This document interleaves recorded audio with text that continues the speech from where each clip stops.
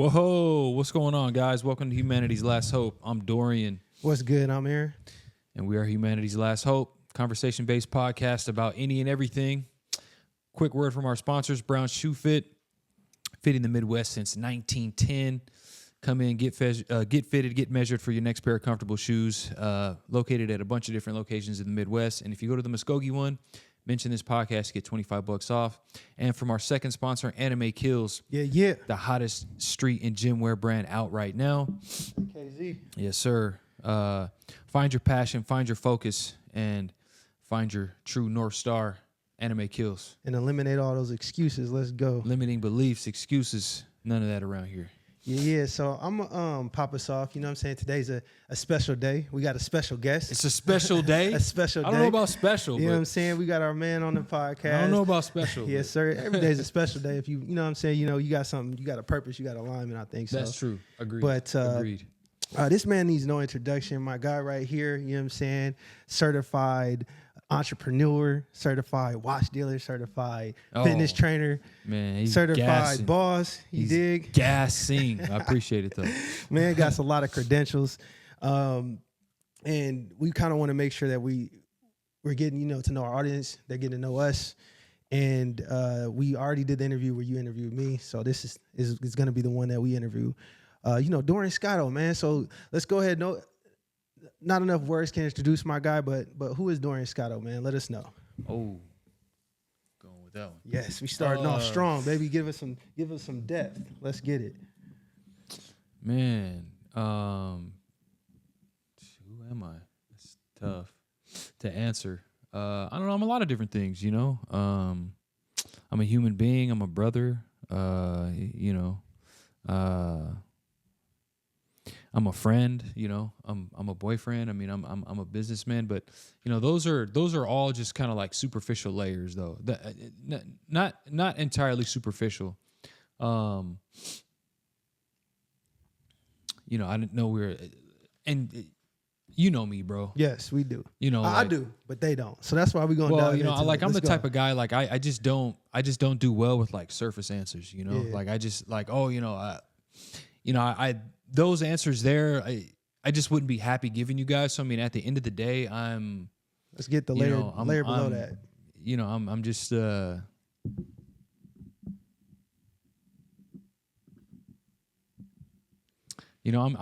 as a fundamental part of the universe as everybody else, Mm-hmm. and so and that's really ultimately what it is, and who I am and what I do, and why I do things, why I think the way I think, and I'm just cosmic being, child of God. I mean, really, like I don't want to, I don't know, man. That's such a tough question to answer. It's a tough question from a person that doesn't like. I would, and this is, you could correct me if I'm wrong, that doesn't like talking themselves up. Yeah. Or is not afraid. I would say more cautious on like gassing themselves, in a sense. Like you do tell. You've mentioned this a few times. You don't like to be the focus of attention. Today, we got to break that boundary, baby. I know, and I'm very like it's a little uncomfortable, because. So this is a growth moment for my guy, because again he doesn't like to be the center of attention. However, he did put, this was your idea. He did put this on us to interview each other. This is going to put you in that uncomfortable seat. I did. I'm going to love to see the growth from it. So I'm not going to let you or allow you to give, like you said, the superficial answer, but I'm not going to let you pussy out either. So we're gonna dive deep today. We all need friends like him, yeah, for real. I got a lineup that's going to not only press the precipice for you, but also help us get to know you better. Maybe even I might even learn some new shit. You dig? So some of these questions. Let me give you a better answer. Yeah, than let's that, go. Let me give you a better answer. Charge it up, baby. Let's get it. Papa was a Rolling Stone. Got the Rolling Stones in the bed. So come on.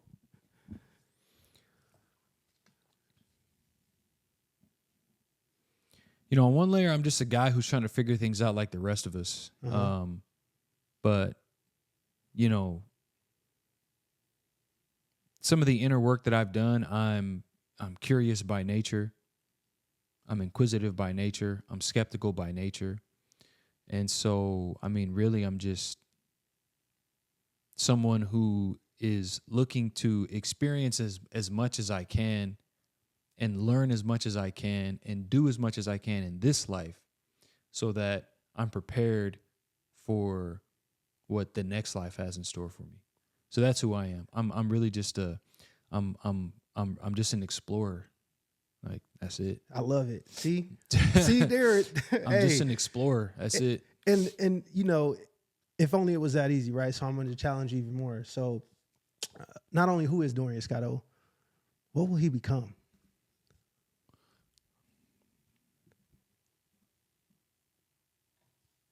And just so you guys know, like, he challenged me last time we did this interview thing, and I'm loving it. I wanted to make sure I curated my questions, and I know last time I didn't have enough, and I didn't think they were deep enough, so I was like, let me take it a step above that, and put him in a position of challenge, because you was asking some challenging questions last time. Yeah, I was. And I love this idea because, again, challenging relative to you, like, yes, you know what I'm to saying? me, like, these are going to be challenging relative to you, because this is going to require you to be vulnerable, right? Speak to your, talk to more of who you are as a person, as opposed to, like, typically you talk more about other people in a sense of talking them up. This gives you that opportunity to get out that comfort zone. Yeah. And I love it. I can see it in your face. These are going to be some challenges. This is only first question, by the way. I know. We got 7 more to go, baby. Like, let's damn. get it. This question is challenging for me, one, because, you asked me, like, who will I become? Well, there's a version of myself that I want to become. Then there's a version of myself I tell myself I will become. And then there's a version of myself I tell other people that I am. And let's break those down. And those three aren't congruent. Let's talk about each of them. You got time? I mean, the version that I want myself to become is, like, the version that I keep locked away, that I only converse with myself. Yeah. Like, that version of myself.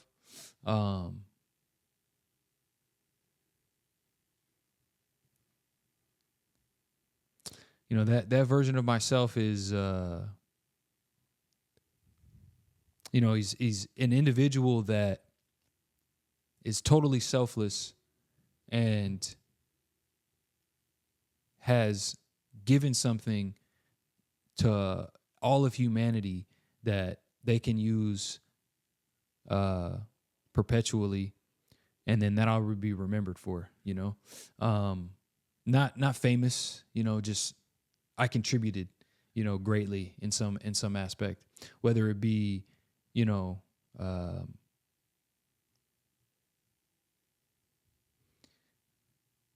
coming up with the solution to a problem, assisting in the solution to a problem, contributing in some great way. In my old house, I had a blackboard up above this breakfast nook. It was like a white bench, and it was a big blackboard. And I always wrote notes to myself on there.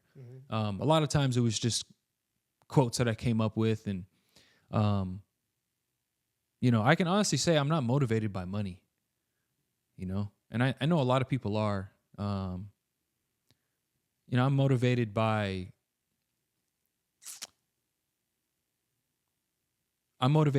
making an impact on people. I'm motivated by contributing great ideas, and I'm motivated by catalyzing others, being a catalyst for others' great ideas, and making connections and pairing people and doing things that way. That's what motivates me. I'm just not, money just doesn't do it for me, it's a means to an end for me, and I understand that in the world that we live in, in order for you to receive any sort of recognition, in order for people to take you seriously, because we live in a very economical world, you have to have money. Money talks. Money does talk. Money talks. It does. You can't avoid that. But it never used to be that way. That's a recent thing. Yeah. So I think a lot of good people and a lot of smart people, and a lot of people who really should be the ones making decisions are not, because you don't have to be smart to make money. You just have to be disciplined. Yeah. And of course, I'm not saying you can be just a complete idiot, But it does take some level of intelligence, but you have to be more disciplined in anything, and it takes consistency. And so I just,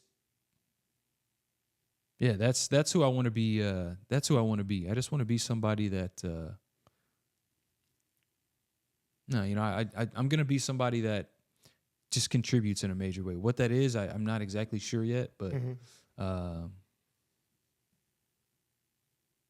and what are those other two versions? I mean, obviously super entrepreneur, like that's the version that's, easily, you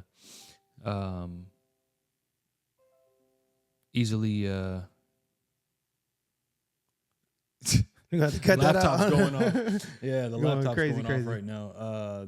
Never usually does, but I left it open, unfortunately. But yeah, I mean, the other versions, like rich, successful, obviously a great provider for, my family and everything, and then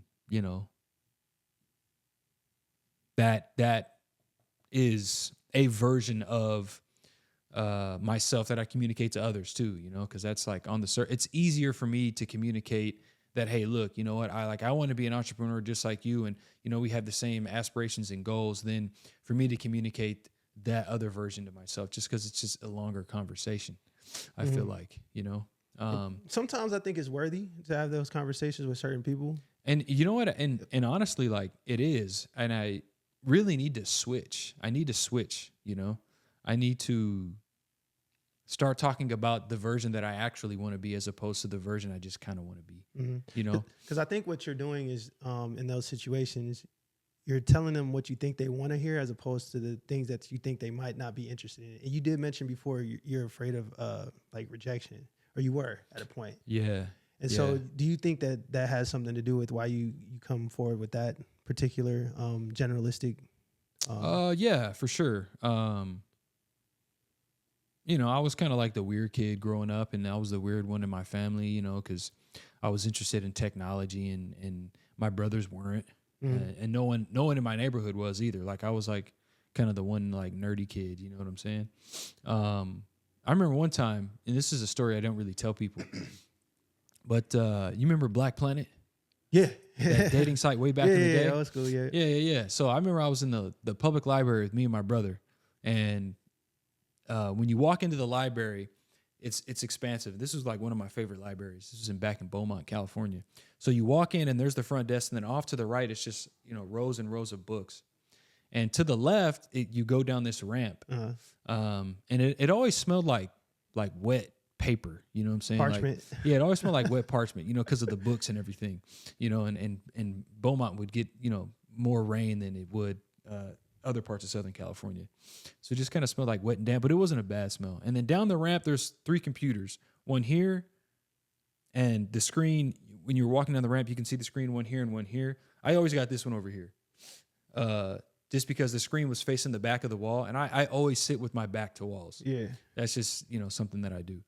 If I'm in a public place. Well, I was on this computer, Dimitri was on this computer, and he was like, bro, sign up for Black Planet. And I was like, what's that? Said it's a dating site. Just sign up for it. And I was like, all right, whatever. I was 7th grade. I wasn't like super comfortable around girls yet, Yeah. At that point in my life, I was like, like if I ever meet a girl, like that won't be till way. I was really like into youth group at that time, and in the DARE program. Like I was no, I'm gonna be a virgin till I'm married, till after I get married and all those things. So he was like, just make an account. I was like, all right. So I go through, I'm filling out the account, and he comes around and he goes, bro, what are you doing? And I was like, making an account on Black Planet. Like, what's going on? You just told me to do right. this It's shit. like, I'm making an account, fully intending on never using it. You know what I'm saying? And he goes, and back then you can select your interests. Yeah. And I selected technology and science and, biology and shit like that. And he goes, bro, what are you doing? Why are you selecting technology? Girls aren't into that shit. And I was like, what? And I was thinking to myself, but it's asking me about my interests, And then I was just like, oh, they're not? I was like, well, what should I put then? And he was like, here, put this. And it was like football, like sports, and like some other, I don't even remember what the standard shit. The standard shit. Yeah. And so like that was kind of like my first like I'm not going to say it was traumatic. It just kind of shaped. It was like a frame of thought that I held longer than I should have. Got you. Like, and so, you know, I went thinking, all right, well, people aren't really into science and technology and shit like that, and it really shifted. Like, got you. So it kind of shifted your perception of the world, thinking that these are the interests you need to perceive and to enjoy, right? For other people to like you. Yeah, because you don't, and then when you're a kid, you want to be liked, but you don't realize that.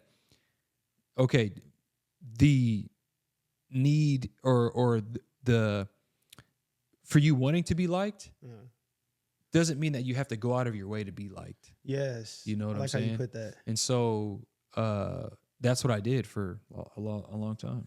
Okay. All right. So we'll jump into the next situation there. You know what I'm saying? What do you think it takes to be successful? I mean, everything I just mentioned. I mean, what it takes to be successful is you have to remove, first, I think first you have to get to a neutral point, to where you have some sort of clarity of thought in what you want to do. So I think you have to say no to a lot of things, right? Until you get down to that thing that you want to do. It doesn't have to be your passion. It just needs to be something that you want to do. Because some people are like, oh, well, find your passion and then turn your passion into your job. And I think that people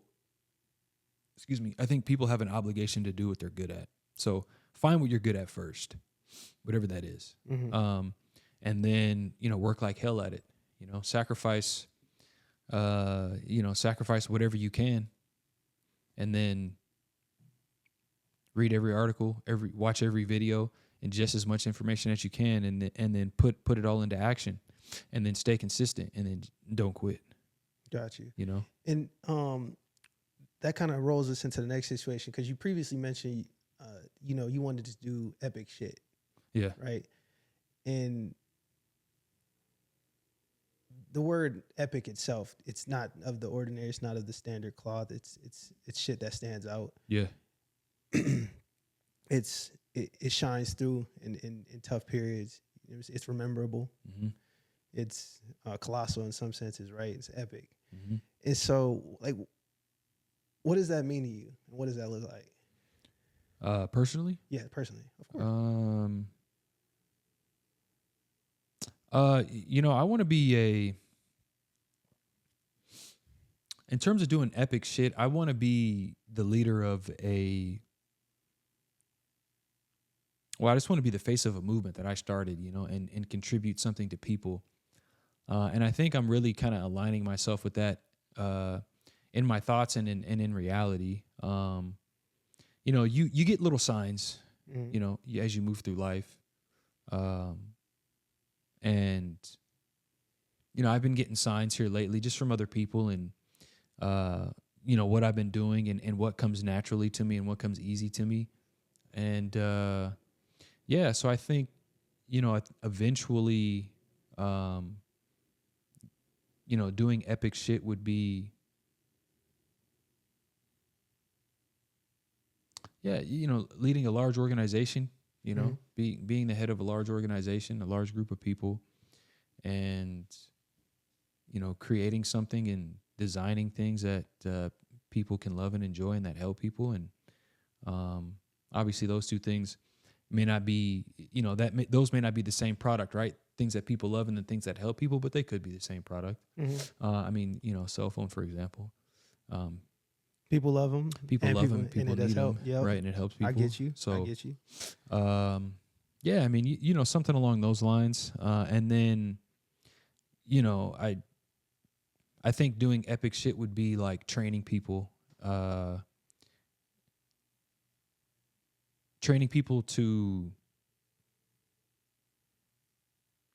from my experience, especially from my experience working at the, owning the shoe store here these past 10 years. Yep. And, hiring a bunch of different people. There is a population in America that needs the most help. And it's young men, like 18 to 24, right in that range. They're just kind of lost. A lot of them don't have direction. I've hired countless kids in that age range, and they're all just directionless. Why do you think that is? Man, that's It's a loaded question. I know, because it's a number of different things. Well, I can tell you one, it's because I just don't think that they're being prioritized anymore. Oh. Yeah, they're just not being prioritized. I can relate to this. And so when you're saying they're not being prioritized, what do you exactly mean by that? Men aren't prioritized in society, and they're not prioritized in schools. The only time, and then, let's say you enter into an organization, or you enter into like sports clubs, right? Well, then, that age group isn't necessarily, even on into high school, right? Like there's certain group, and we know this, right? The best players on the best teams are the ones that are prioritized. Yes.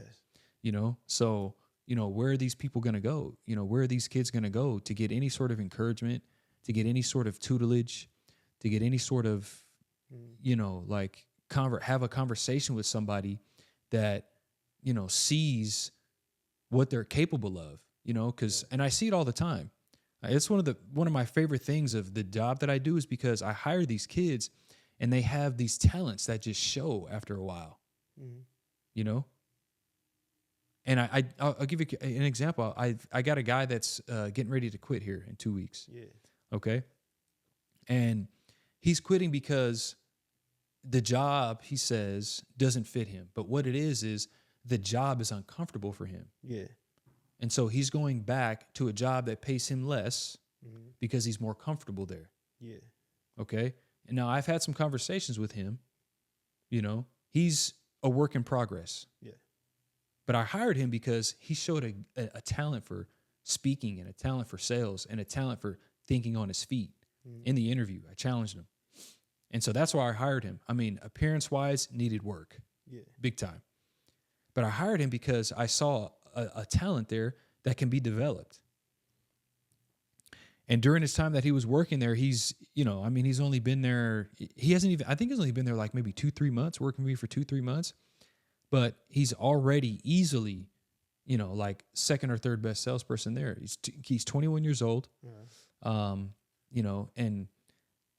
one of his issues was he just didn't have that. He like nobody spent the time with him at home. So coming to work for me, I'm having to teach him a lot of the things that he should have learned at home. And I'm having to instill confidence in him, and I'm having to teach him how to be confident in himself.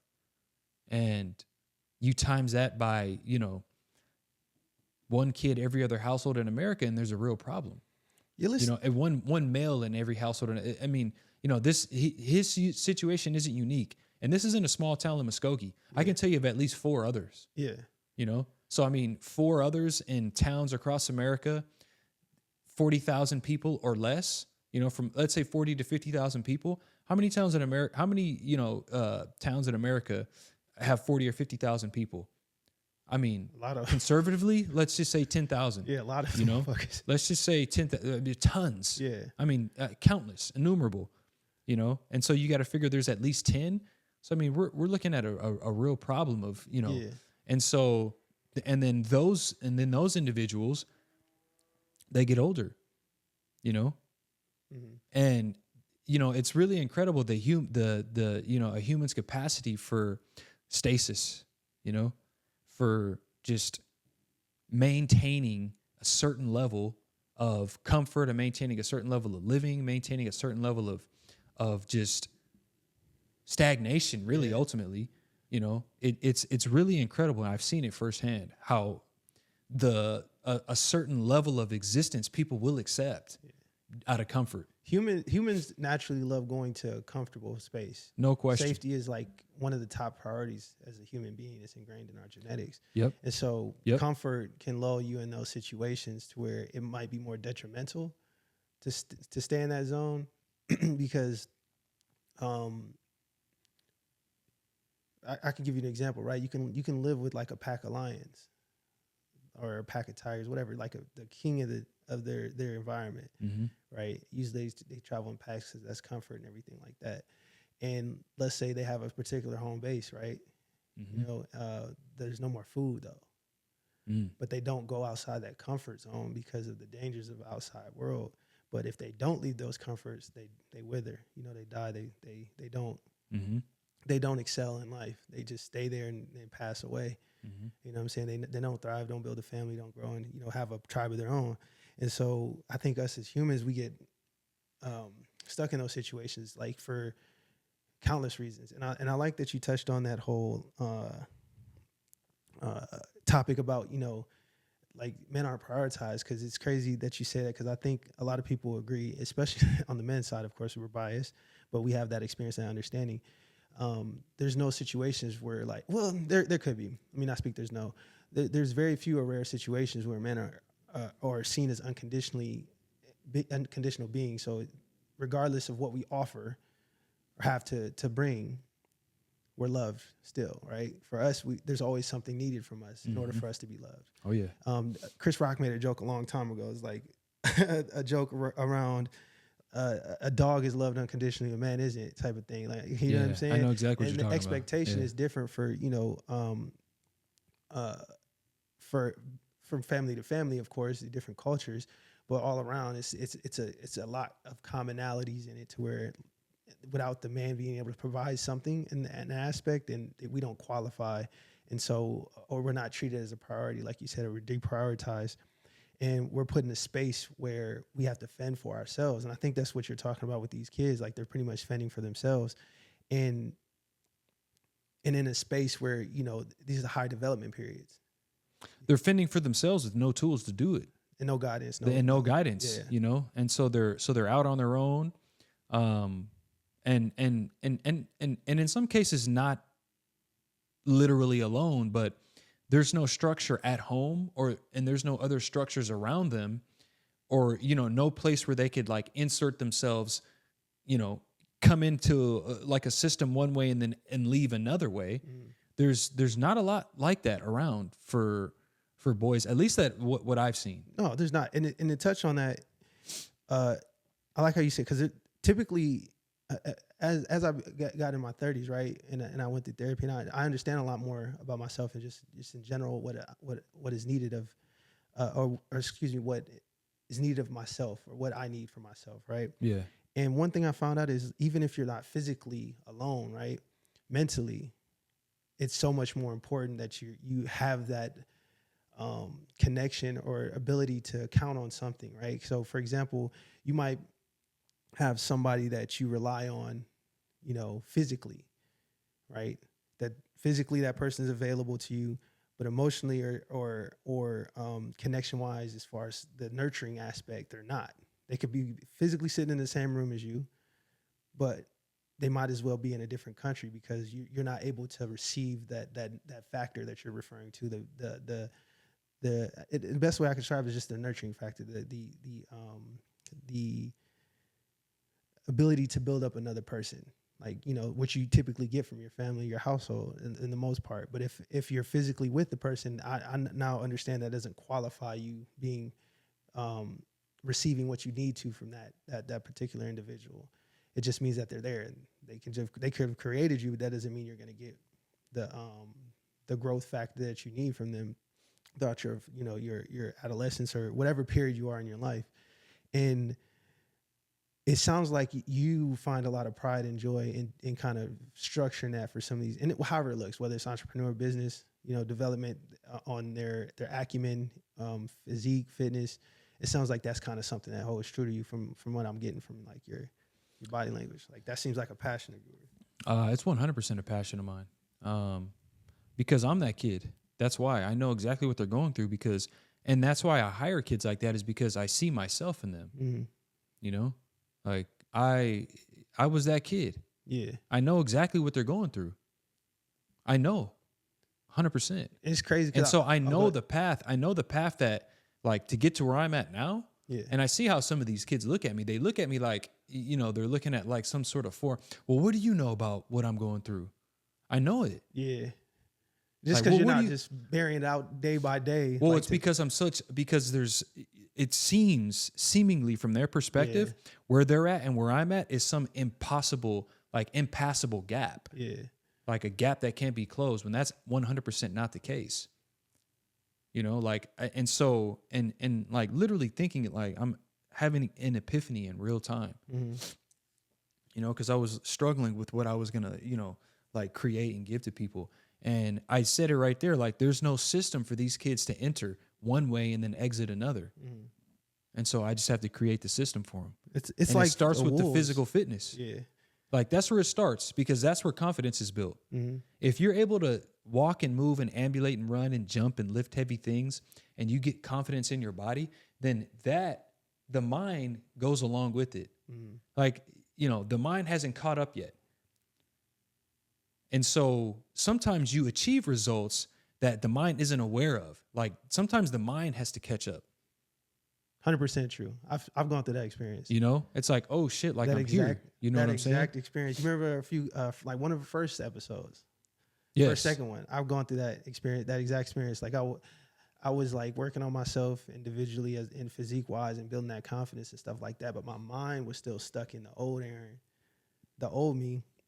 And it was constantly like realigning what actually was what was in existence. And that's why people a lot of times say speak life or speak, you know what I'm saying, like what precedes you and how you have your conversation, the words you speak, because that's where your mind is at.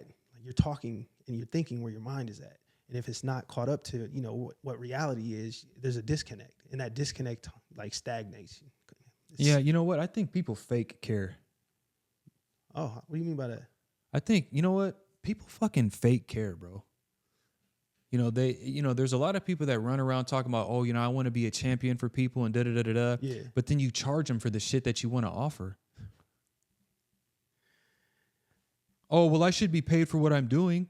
Well, is what you're doing really that great?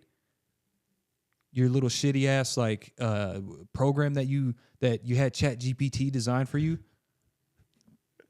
A lot of fucking people are doing. People fucking fake care, bro. Yeah. Like I think it's gonna take somebody like me that just really does not give a fuck about money.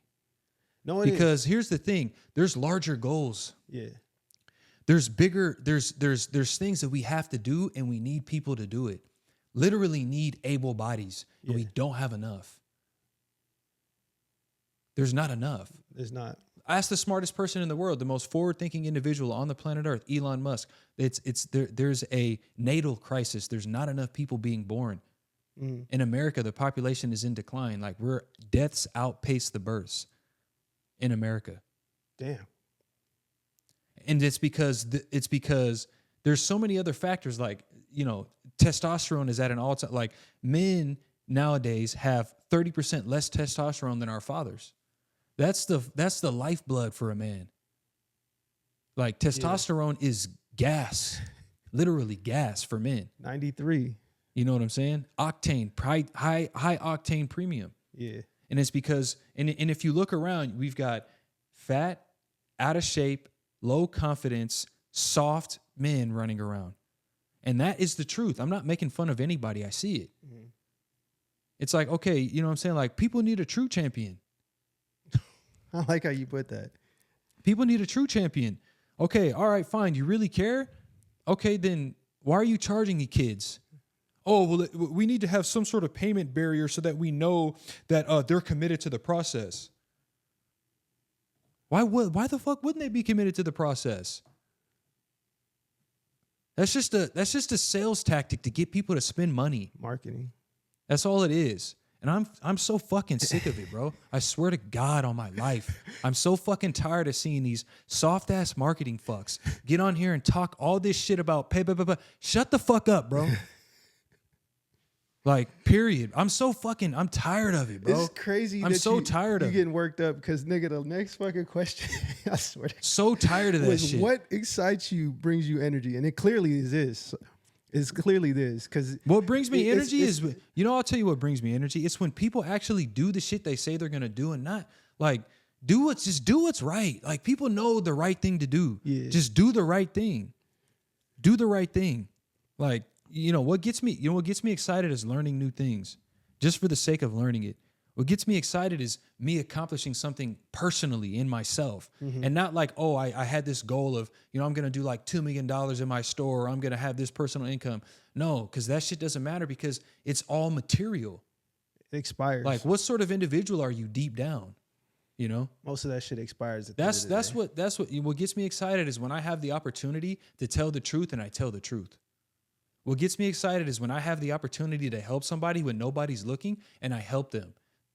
What gets me excited is helping my family. Yeah. What gets me excited is when people come to me and ask for advice. I have no other, bro. I can't gatekeep even if I fucking tried. I tried before. I can't help but just tell people everything that I know. There's no other way for me to live.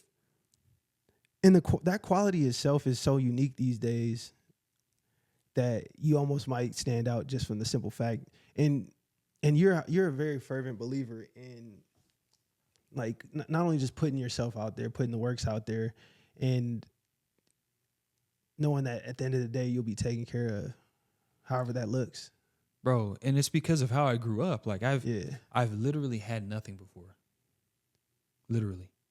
Nothing. Yeah. And it's crazy. Those bins? You know those bins I have in my office? Yeah. Bro, I remember I was like, my mom had this orange Blazer, this orange Chevy Blazer that she bought after she went through this settlement. She went through this work settlement, sexual harassment. She sued the people. Yeah. She got like, I don't know how much money. I don't know. I was in I don't know what grade I was in. I was in elementary school. I was either like the 4th or 5th grade. Uh-huh. Well, she has absolutely no skills, like financial skills, right? So the money was gone in like 45 days, magic bro. Trick. Hey, but let me tell you something. It was a hell of a ride. Nigga going any and everywhere. Hey, you guys want clothes? Took us to the swap meet, bro. We got all kind of clothes and eating out and game systems. And you know what I'm saying? Like, it was a hell of a ride, bro. Your first time ever understanding what experiences meant. Bro, trumping the fact of the money. Exactly. Great way to put it, bro. You know what I mean? Because we talked about that shit like, we were before. hood rich. You know those memes that came around? You know what I'm saying? Like, remember the one where she had a fur coat on, had her legs crossed? What my auntie looked like when she come over stunting on my mom after her settlement that she got. That was us, bro. That was us. That's why that shit. Pulling up to the summer function in fur and mink. Bro, with the shades on and the hat to match. Like, what is wrong with this? Where are y'all coat racks?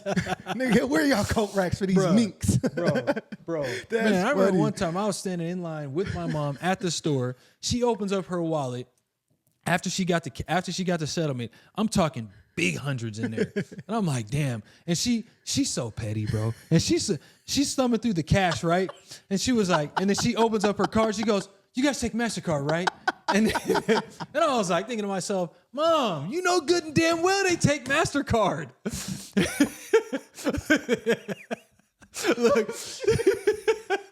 Look, she goes, I fucking know your mom. This shit would be fucking hilarious. Bro, at the time, fingering through the dumb hundreds, right? Like this.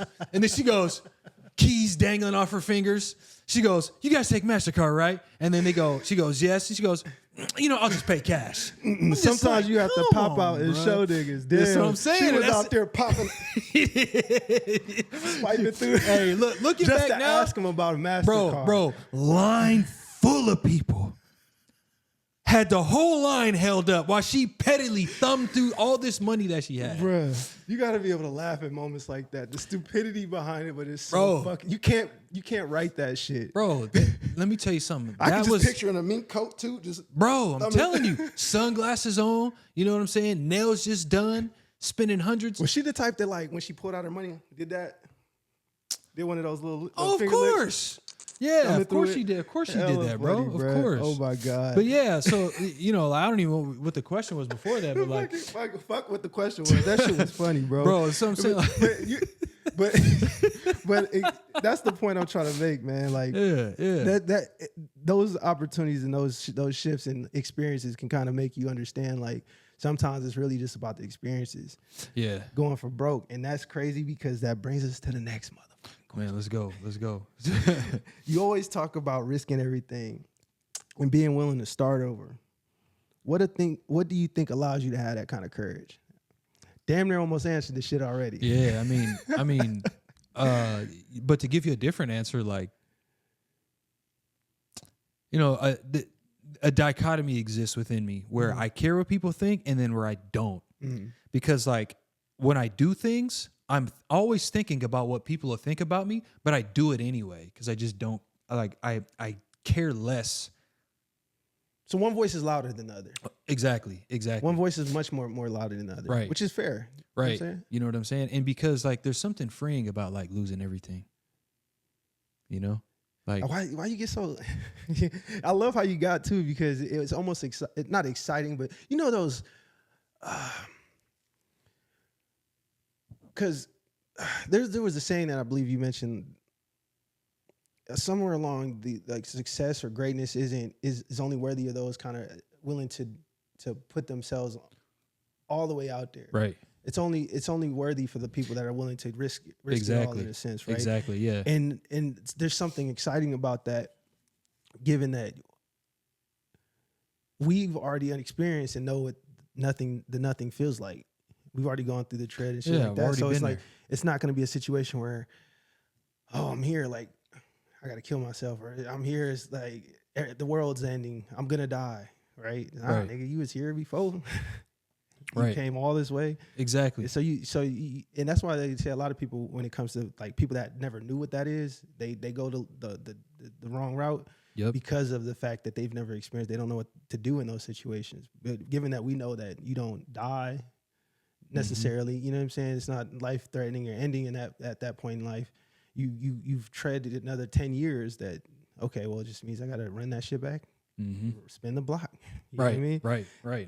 We got to spin the block on the risk. You dig? Like, double down in this motherfucker. Well, exactly. In the words of gamblers, let's double it down. House took me. Let's double it up. Well, I think there's macro regret and micro regret, right? Micro regret could be, oh shit, you know what? I got pepperoni. I should have got sausage. Macro regret is, damn, I should have said no and I should have said yes, and now my life is different. Or, you know what I'm saying? Damn, I regret not investing in Bitcoin early in the game when I knew about it, when I had them, when it was, those are obvious ones. Yeah. And they're subjective, right? Objective regret, like should have invested in Bitcoin. Subjective regret, should have asked that girl out, now she's married with kids, sort of situation. You know what I'm saying? So I try to avoid regret as much as I can. I'm not always successful, but I try to avoid regret as much as I can. And, if I don't do some of the things that I do, I'll regret it, And so, I came across something the other day that slow is smooth and smooth is fast. So I have to rewire my brain to think more long term. Although I need to really hinge my success on it, because during the day to day, like that shit sucks. Like molasses. Day to day sucks, bro. Like, if anyone tells you different, like, I mean, what's the secret then? Like, tell me how to like do this shit, because like how to transcend that shit, right? Because like day to day it sucks, bro. Minute to minute, second to second, it sucks. Especially if you're an individual that's self aware, like, and you're not just kind of moving through life, with the equivalent of road amnesia. So I think that's a big part of it. And like I said, I've been broke before. Like I've had nothing before. Like that it's really freeing. Like you look at a bum on the street. I'm not saying go be a bum. That's not what I'm saying at all. But a bum doesn't have any worries. They don't have anything to worry. They don't have anything to worry about. Nothing they own to lose. They're at the bottom, And so, like and I'll never be in that state. But like, I'm not afraid to lose everything and start over again. Is the thing, because I've started over so many times in my life. It's just not something that affects me. It's almost like you have to have the courage of a homeless person. As crazy as that fucking sounds, think about this, bro. Like me personally. If you really think about like social media, if you think about people that are being successful in this day and age and in this tech era, even these matriarchs like Elon Musk, you know what I mean? Or he's a patriarch. Patriarch. Mm-hmm. Matriarch. What's the difference between matriarch is female, patriarch is male? Fuck. Yeah. I thought it was one and the same. Holy shit. Certified fucking encyclopedia as well, folks. So essentially what I was trying to say is somebody that like pays the way, is able to put themselves out there, right? So when it comes to like the homeless people, they have nothing to be, it's like what at this point, what do I have to be afraid of? Exactly. Like people are usually in fear, and so they don't do certain things. They don't put themselves out there. They don't speak. They don't start podcasts. They don't communicate with other people out of fear. They don't put themselves out. They don't make that call. They don't ask that girl out, right? It's usually out of fear. A homeless person isn't afraid of walking up to anybody and asking for anything. Yeah. Like no, they have no luxury of it. No shame. You have to have the. I think what they have is no shame. No, it is no shame, but they don't have the luxury to have shame. They don't have the luxury, and some of them might actually feel shame when they do it. They might, but they don't have the luxury to not do it. You know what I'm saying? They might feel shame, like, oh, I'm here. You got to remember that, like, everybody's mentality on the exterior, just because they asked me doesn't mean they were afraid to do it. Just because they asked me, but at the same time, you have to have like the courage of like a homeless person, somebody that realizes that if I don't do this, I don't eat. I don't get that. Like, I don't get my drink to the next day. I don't get my water, my Gatorade, whatever it is, right? So in this day and age, people are putting shit out there that, like, it's in the day back in the day would be embarrassing. Outright fucking roast session immediately. Still roast session. Yeah. But they still do it any fucking way. Yeah. It's because they, like you said, they got that point. Like the voice in their head is loud enough to say, I don't give a fuck. Like, I care what people think, but I don't give a fuck. Right. Yeah. I don't care. You can always care what people think, but not give a fuck at the same time. Yeah. It's an artwork. It is. It's like it's you know what I'm saying? Like, I don't know. It should be a like, I don't know, bro. It should be a martial art at this point in life. You dig? Like jiu-jitsu type of shit. Well, that's like what's on my, you know what I'm saying? Like, but I mean, that's the thing though. Like, that's what's on my Instagram bio. Overcoming my greatest obstacle, me. Like, you are your greatest obstacle. There is no greater challenge in life than overcoming yourself. And so that's why I celebrate wins. I celebrate wins to myself. I do it in private for real. Like, them got to be the most turned up situations too, bro. If I put cameras around here, you see a whole different person. Like, I'm different when I'm by myself, bro. I'm not gonna lie. But and so yeah, man, it's just crazy. It's funny you mentioned that, because there was I was listening to one of Assad Guru's speeches, and he's talking about moving past the survival process. And those, the homeless people that you were talking about, the reason why they have no shame is because they're in survival mode. As soon as hunger's solved, 100 problems. I've got food, I've got shelter. Now I've got all these other problems that just appeared. That you have to reprioritize, that you deprioritize because you're starving. Exactly. So, like, that's why I'm like, okay, if I've got shelter and if I've got food, like, okay, that's the base. Food and shelter, okay, fine. Like, I don't mind going back to like bare bones if I have to. Yeah. And I mentioned this before on one of my clips on my page. Like, okay, all right, fine. Like, if I risk everything and I go broke, at least I'll have the experience, and I won't do those mistakes again. Yeah. And so, and you won't necessarily carry that same regret as if you didn't do that task. Well, because one thing I noticed is the fucking gym sucks sometimes. Most of the time, it's the way I train, at least. That shit is not the business sometimes. Right. But one thing I can say, every time I leave the gym, I didn't regret going. Yeah. But I do regret when I don't fucking get up and don't go. Oh my god. Every fucking time. Today was one of those days. I overslept. I forgot to set my alarm. Yeah. I didn't make it. I regret not setting my fucking alarm before going to bed. Not realizing. Automatic. Right? Automatic, but it changes for the times. Like Saturdays, I wake up differently than I do during the week. I got you. And so, but every time I leave that motherfucking gym, I never regretted it. Oh yeah, no, and isn't that crazy? This is crazy shit. Like, so it's a mental thing for sure. 100%. And so you just have to get outside that or push through that first 10 seconds, then 15 seconds of discomfort, and realize, like, for example, I called a owner operator. Didn't know if the number was gonna work. Low chances, but I was like, fuck it, I'm gonna make the calls anyway. Right. I had 2 numbers available. Researched that shit. Called them. It's 270 units side by side. I'm like, well, let's see. I was almost gonna be like, let me put it off. I was like, no, fuck it, I got free time. All right, I'm here. Nerve-wracking, huh? Shit, I'm here. Oh, this number's disconnected. I was like, Thank it's God. like almost like a weight off my shoulders. Right. Nope, nigga, you got one more number to call. Call. Oh, I called the first one. You're good. You're good. Right? So I'm like, nah, I got the second one. Yeah. Second one was him. Ooh. It was him. I was like, oh shit. Like, oh fuck. What am I gonna do? What'd you say? I was just fumbling words and shit like that. But I'm like, I just made a very clear message. Like, I mean, I'm an owner operator. I'm an owner in your market. Mm-hmm. You know what I'm saying? I have a few properties. Essentially, I'm looking to get to where you at, bro. Like, and I'm just, shot in the motherfucking dark right now. Like, I'm shooting a Hail Mary. Right.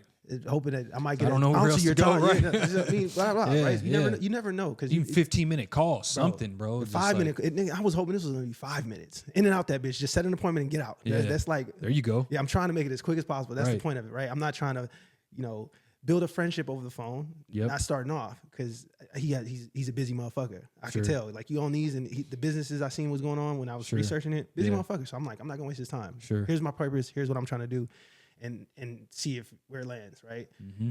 He's like, I'm gonna be honest with you, man. Like, I'm traveling a lot. I was like, man, look, I know I called you.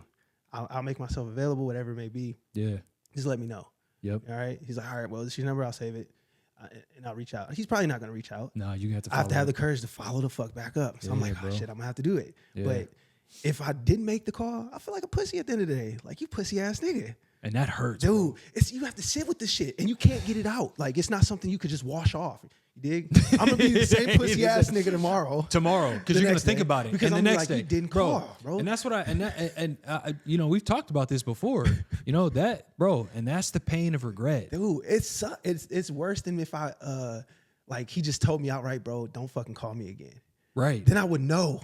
Oh, then bro. I would fucking know. Thank you. I would know. Okay. Shit. I would much rather get 100 no's than sit with myself and beat myself up. Bro, the rejection would have felt a lot better than never even knowing, like, damn, that could have been the call that changed my life. Right. My game, that changed the game for me. Yep. But it might not. You know what I'm saying? But I'm not here to Doesn't say matter, whether though, it 'cause is. you did it, though. Yeah, I'm not here to say it is or isn't. I'm just here to make the fucking shoot the shot. Yep. I know I'm not gonna make nothing if I don't shoot shit. So Exactly. it's like I said, fuck it. Did one of those quick ones too. I did a Steph Curry. You know what I'm saying? You going in? No form. Just threw that shit up. Hopefully, you know what I mean? We'll see how that shit land. But that's just random. But that reminded me of kind of that, you know what I'm saying? And that aligns with everything kind of you've been saying is really just risking everything. Yeah, being willing to have that focal point be more on the almost the legacy you leave as opposed to the lineage and the funds that you leave behind, because you can't take that shit to the grave. You dig? You can't recycle that into spirit.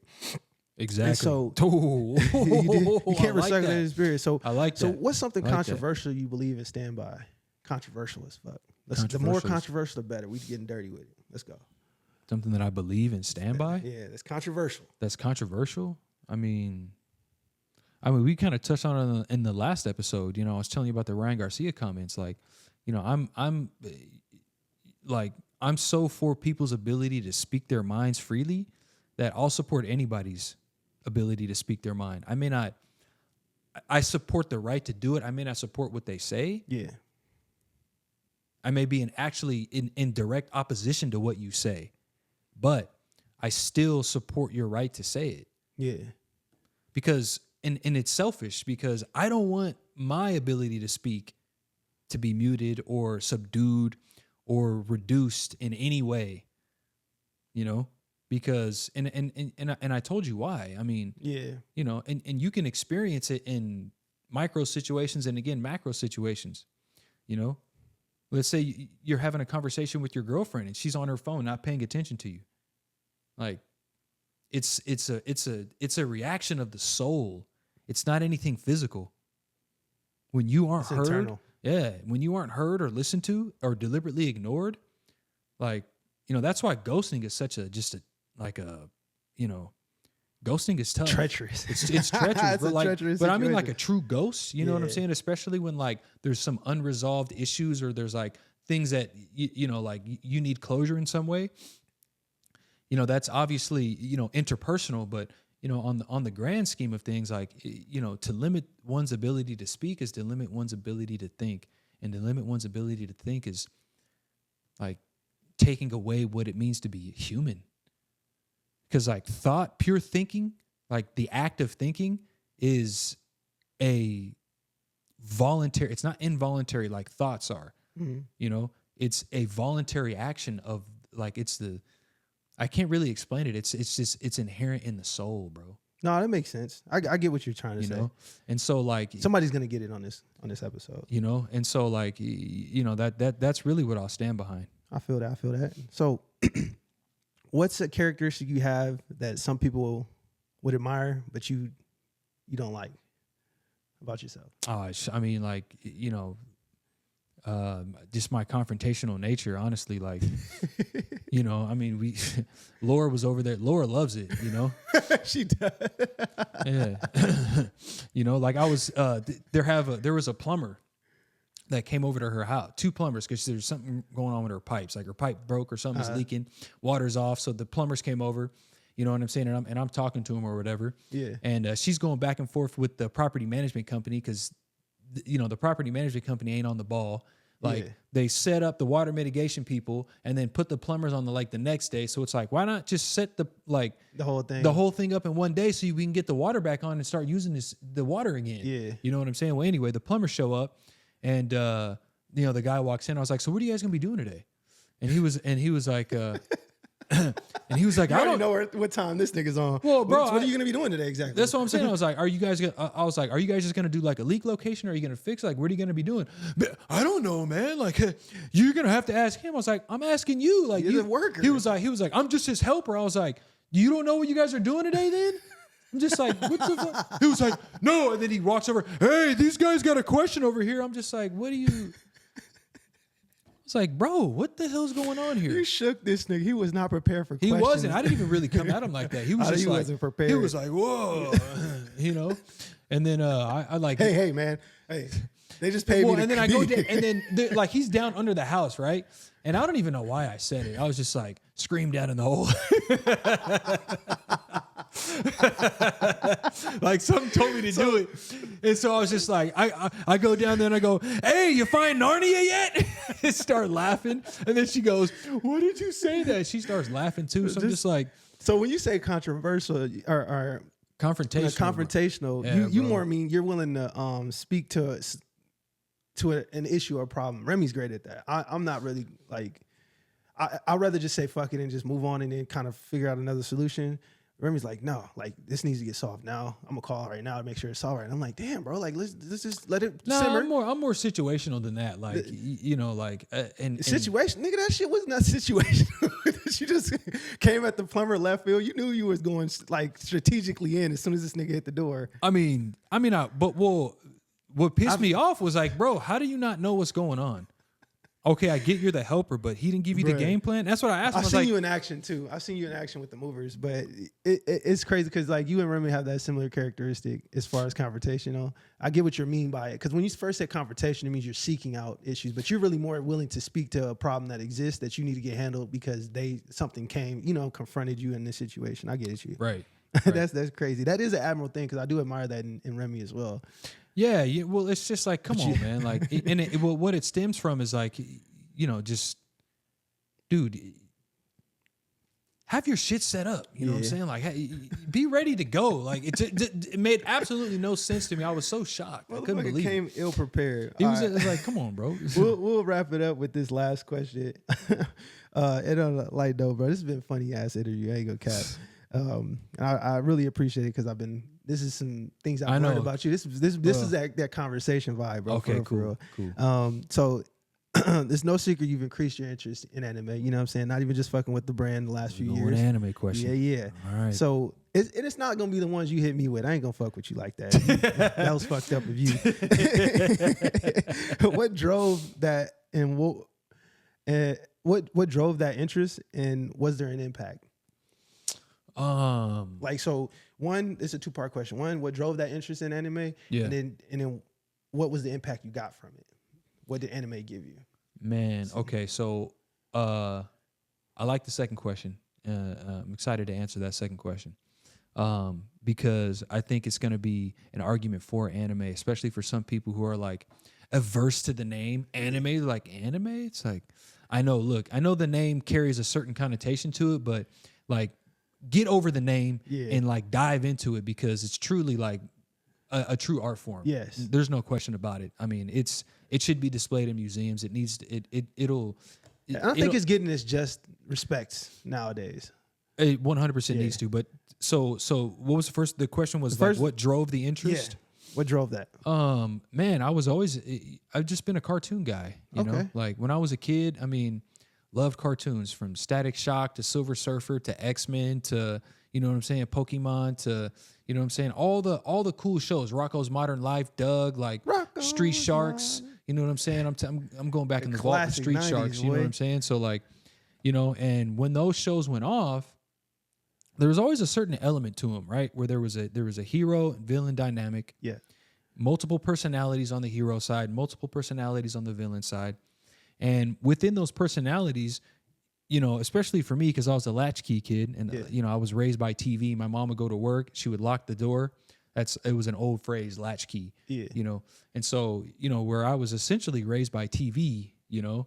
And so I was blessed, fortunately, with the discerning mind where I can be like, okay, you know what? And I always identified with the heroes. Yeah. I never identified with the villains, you know? And I'm sure most people have that same experience, and so that's what it was. And then as I got older, you know, I just still loved the medium as an art form. You know, I just liked the animation because it could do things that I imagined, right? You can do things with animation closer to what is in your imagination than you can with CGI or live action or anything like that. Yeah. CGI just still always falls short. It's like it's too much of an attempt to be real when it's fake. And I think that's okay. It's just all right. Like you guys aren't really doing anything like incredible with it though. Yeah. It's animation still crushing you guys. Yeah. With what, you know, the shit that I'm into. Yeah. Big explosions. You know what I'm saying? Like fantastical things. People, you know, some of the animes that we watch. You know what I'm saying? Doing like, unrealistic shit. Yeah. It's like, whoa, I've never seen that before. You know what I'm saying? You only get that with anime. You don't get that with these other movies. Making the impossible possible. Right, you know? And so your eyes. Yeah, and that really is like a two-part thing. And so two-part answer because you know, when I mentioned the art form, that's really what kind of answers your second question there. And then my friend Cameron, he got me into anime like big time. Okay. Yeah. Yeah, cuz I took an interest in him because he was just kind of like a strange dude. He only ate chicken. Like he only ate fried chicken and french fries. For real? And didn't drink water. How the fuck does he survive without drinking water? He didn't drink water for years. He just drank Dr. Pepper. Oh, his insides must be fucked. He was one of the skinny fat dudes. Skinny fat. But I mean, good guy though. Like, dude was cool, man. Like, damn, he worked. His insides must be fried. He worked for me, yeah. But he started, you know, he's been drinking a lot more water. Okay, lately, I hope so. Shit. Now he has. That's you know, but I could do that for so long. Like the first 2 years I known him, didn't drink water. Damn. And we get drunk every weekend. Oh wow! I'm like, bro, your kidneys, fam. How you not have a kidney stone yet? Damn.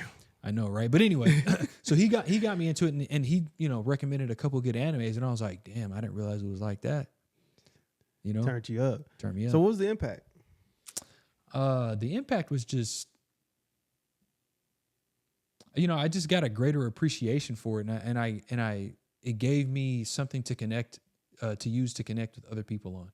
Okay. You know. Because like you can kind of tell an anime person, you know. Yeah, for the most part. Some people can surprise you, but yeah, I think like anime people carry a certain vibe about them. Yeah, I like talking to like the real anime heads, you know, like you, my boy Cam, like people who are like really into anime. Yeah. You know, because I'm like here's like your mainstream anime fan, and then there's the guy who's past mainstream, diving into some more obscure anime, and then there's like your, you know what I'm saying? Like I'm like right here. I'm in the middle, you know. I'm not. I respect that. I respect the like truth behind that because you know some people cap and just say like, I'm a huge anime head. Just gotten it. Like people, oh, you got that, and I'm like, just started watching anime, bro. I've been watching this shit since like I was 8, 7, 6. Like since I can remember. Well, the, and you the know, Fox Kids, you know what I mean? Like yeah. Well, and Shaman see, Kings. Toonami's when I got my first start, and I would, and so I didn't even realize that was anime back then because I watched Yu Yu Hakusho Yes. and Inuyasha. Inuyasha was the one. Yeah, Inuyasha was hard, bro. Yes. And Iron Reaver Soul Stealers. You know, and I didn't know that was anime. I just thought it was a dope ass cartoon. They did a remix though. They did. They did a of their lineage. They did a remix. Oh, really? Yeah. I didn't get too much into it because I feel like it's almost like a Boruto. It's almost like they mashed it together. I got they you. remixed Yeah, it too. yeah. Remixed it. They didn't really kind of give it a new feel to it. I got you. But they Kagome, bro, like, you know what I'm saying, Kikyo, all that shit like that. That was one of those ones that I was definitely a big fan of too. That the Triguns, you know what I'm saying, Cowboy Bebops. I heard of Cowboy Bebop. I always turned it off when Cowboy Bebop came on. Outlaw Star. Never heard of that. Oh, that was a fire one. Outlaw Star was a hitter. Think of just space cowboys, bro. It's just space cowboys. Most of the shit was like kind of a space cowboy shit. Pirates. Space that's pirates. dope. That sounds dope. That type of vibe. But man, I appreciate you answering my questions. You know what I mean? I felt like I came Appreciate with some the hitters. questions. You did. Yeah, I had you did, for to sure. come right after your interview, and I feel like I learned a lot more about you. I hope that the folks did. I got a lot out of this. And if you didn't, well, We did. we did. All right then. Peace.